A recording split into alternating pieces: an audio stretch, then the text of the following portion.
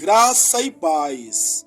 Eu sou o pastor José Henrique e aqui, na Escola Dominical da Igreja Presbiteriana de Nova Aurora, estamos estudando a revista Expressão, da editora Cultura Cristã, tema trimestral, Lições da Sabedoria, estudos em Provérbios, Eclesiastes e Cântico dos Cânticos.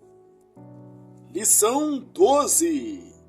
A beleza da intimidade, explorando a santidade e a alegria da sexualidade.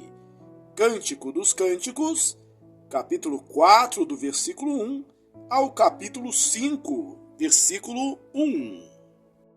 Introdução. Muitos cristãos têm uma imagem ruim do sexo. A nossa cultura, influenciada pela tradição católica romana, enxerga o ato sexual de uma forma, no mínimo, receosa.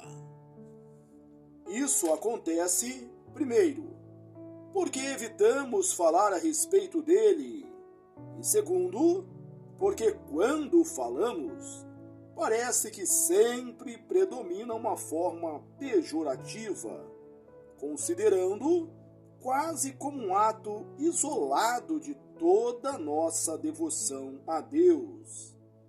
Mas como a Escritura apresenta o sexo? Quais os objetivos dele? Tópico 1. Visão defeituosa. A visão reformada sobre o sexo tenta resgatar o ensino bíblico de que ele foi criado por Deus para muito mais do que somente a procriação. A Igreja Papal anterior à Reforma, tendo uma visão de mundo dualista, ensinava que as pessoas não poderiam ter prazer na carne. Se quisessem ser santas, deveriam se abster de toda forma de prazer, porque qualquer um deles era pecado. Some-se a isso o fato de que os teólogos católicos da Baixa Idade Média, 1000 a 1400 depois de Cristo, ensinavam que, para ter uma vida mais próxima de Deus, as pessoas deviam se afastar de todos os prazeres, principalmente os sexuais. Não é de se admirar que muitos monges acabassem se envolvendo uns com os outros e, infelizmente, a pedofilia também tenha sido cometida muitas vezes. Ao povo, então, a visão sobre o sexo chegou bastante defeituosa, a ponto de se pensar que o sexo devia ser reservado para a procriação. Sentir prazer através dele, diz a teologia romana, é pecado. Essa cosmovisão é popular até hoje, embora alguns movimentos modernos dentro do catolicismo tentem dirimir essa imagem. Tópico 2. Prazer lícito. O fato é que, para o cristão reformado, o sexo foi criado por Deus, primeiramente para a procriação da espécie, Gênesis 1:28, mas sempre como um ato de prazer. Isso significa que, na realidade, a distinção entre procriação e prazer não existe. Quando Deus criou homem e mulher, ele planejava envolvimento e prazer mútuo. Gênesis 2, 18 a 25. Deus criou homem e mulher, um para o outro, E dentro dessa afinidade íntima, estabeleceu o sexo como a forma mais profunda e pessoal que o ser humano tem de interação. Segundo a Escritura, união e serviço são dois aspectos do sexo na vida do casal. Letra A. Sexo é união. O sexo é uma união não somente física, mas também espiritual. O ato sexual entre um homem e uma mulher é a maior demonstração de união nos nossos relacionamentos. Não é sem propósito que o envolvimento entre um homem e uma mulher casados, nas Escrituras, é chamado de tornar-se uma só carne. Gênesis 2:24, Mateus 19:6, 1 Coríntios 6:16 e Efésios 5:31. Talvez prontamente associemos essa expressão ao ato sexual em si, somente. Mas o seu sentido é mais profundo e nos leva a uma reflexão maior. Para entendermos de fato essa expressão, precisamos olhar para o contexto da passagem do 2º capítulo do Gênesis. Tornar-se-ão uma só carne é uma alusão às primeiras palavras de Adão. Gênesis 2:23. O que queremos dizer, portanto, é que o matrimônio revela uma intimidade tal entre marido e esposa, análoga àquela que existe entre irmãos. Essa união é tão abrangente que toda a vida se dirige para ela, e em submissão à vontade e para a glória de Deus. Falando à igreja de Corinto, o apóstolo Paulo diz que é preferível que os homens e mulheres permaneçam solteiros para dedicarem-se somente ao Senhor. 1 Coríntios 7, 25-32. Mas o que se casou cuida das coisas do mundo, de como agradar a esposa. 1 Coríntios 7, 33. E, semelhantemente, a mulher que casou se preocupa com as coisas do mundo, de como agradar o marido. 1 Coríntios 7, 34. Veja que não há pecado algum em casar-se. 1 Coríntios 7, 28. Mas o texto é claro em afirmar que aqueles que procuram um matrimônio têm agora uma outra vida, uma vida em conjunto, que é vivida para o cônjuge. O sexo representa o ápice dessa união de vidas, sentimentos, propósitos, planos, carreiras e tudo mais que a vida de casado demanda. Letra B. Sexo é serviço. Outro importante aspecto do sexo dentro do casamento é que ele nos ajuda a servir ao nosso cônjuge, expressando nossa obediência a Deus e amor ao próximo. Dentro do conhecido texto sobre casamento, na Epístola aos Efésios, está indicado que mulheres serem submissas e maridos amarem suas esposas são somente consequência de sujeitarem-se um ao outro no temor de Cristo.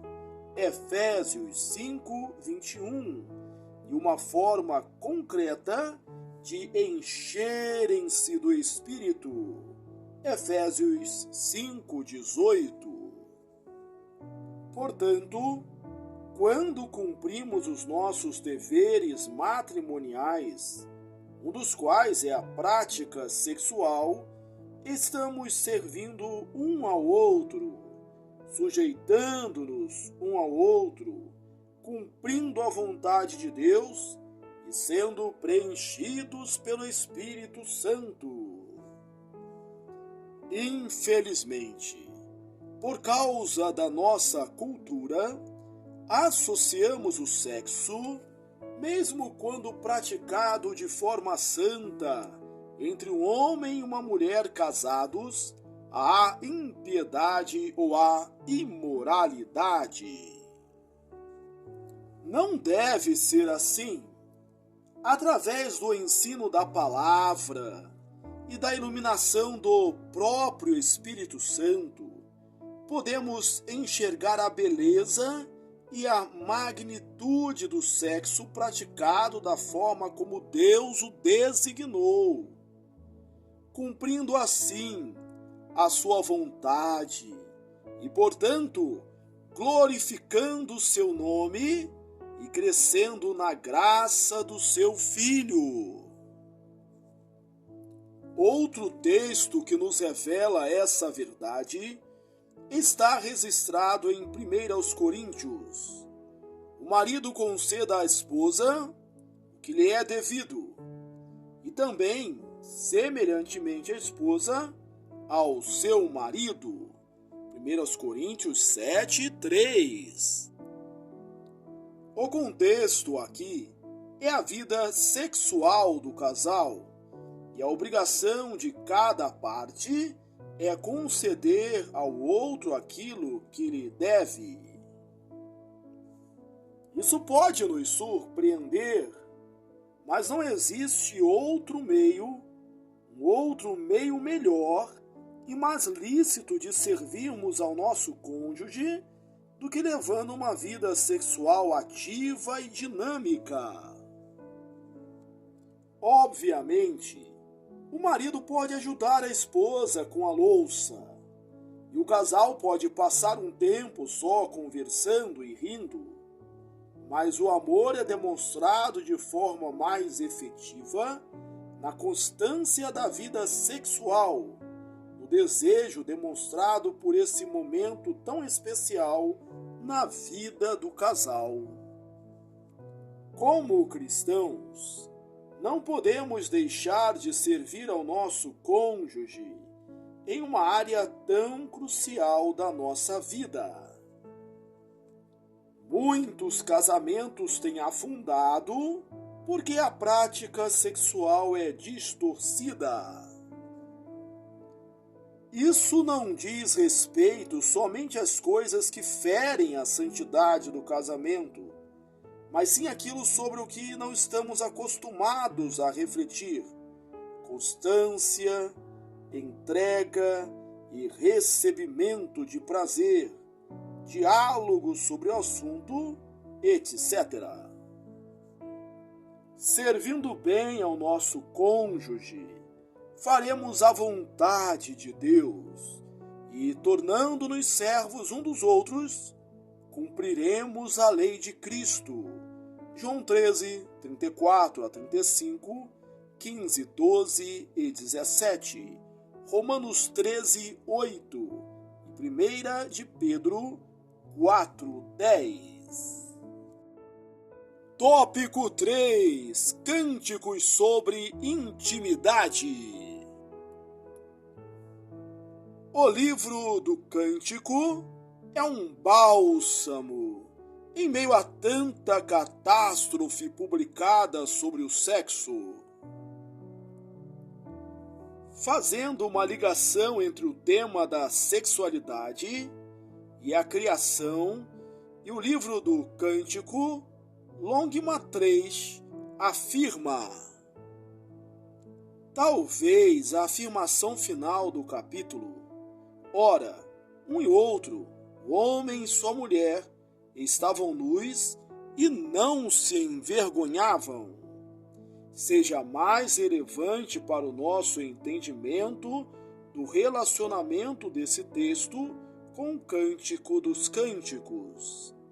É precisamente na área da sexualidade, nus, que sua intimidade e total vulnerabilidade um ao outro são expressas mais poderosamente.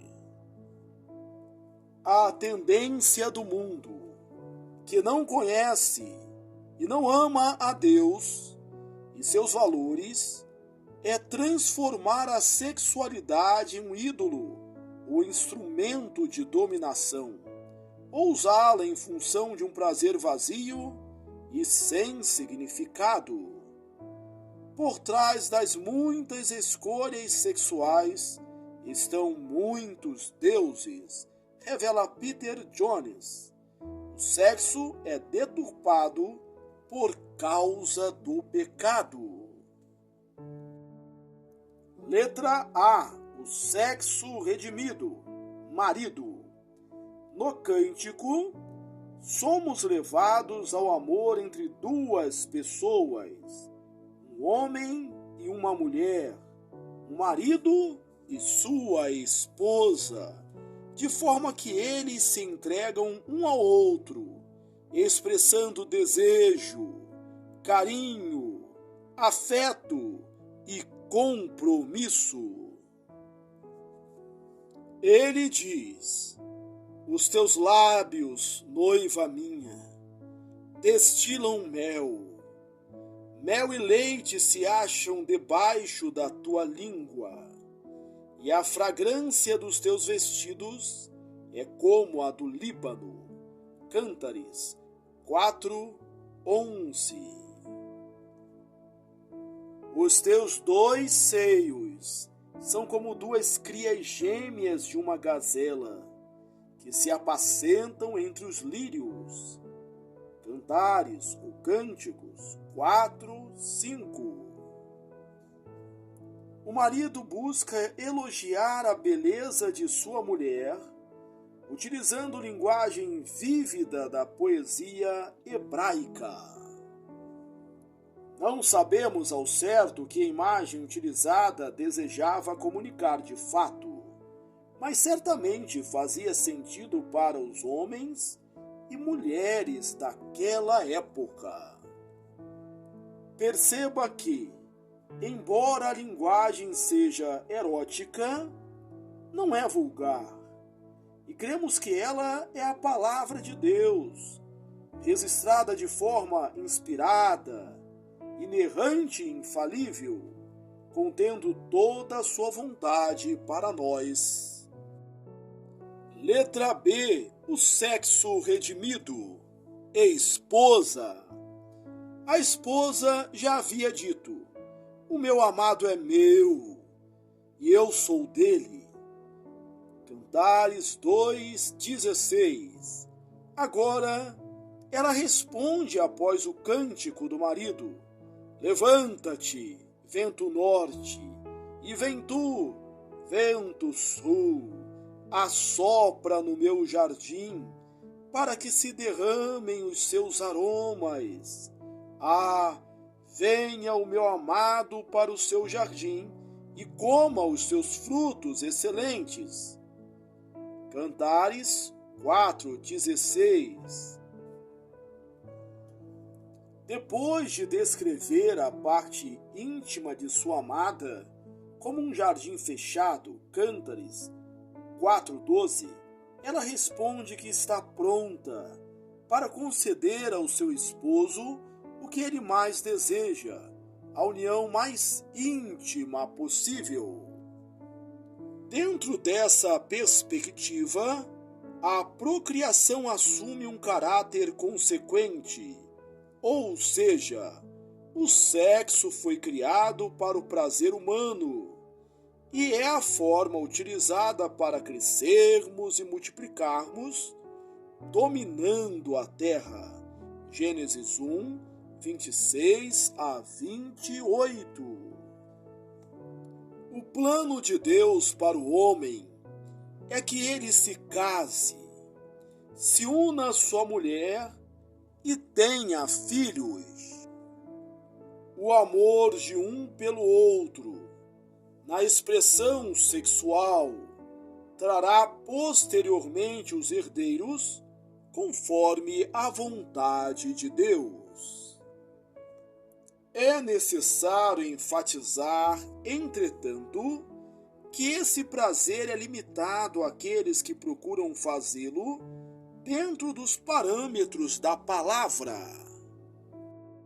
Conclusão: embora o sexo seja um tema difícil em nossa sociedade, por influência histórica do catolicismo romano, a teologia reformada provê ensino baseado na Escritura, para entender que ele foi criado por Deus para o prazer de homem e mulher.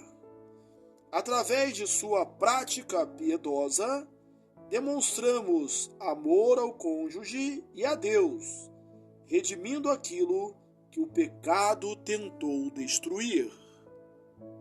Aplicações: sendo solteiro, zele pela sua preservação sexual, mesmo envolvido por tantas tentações diariamente.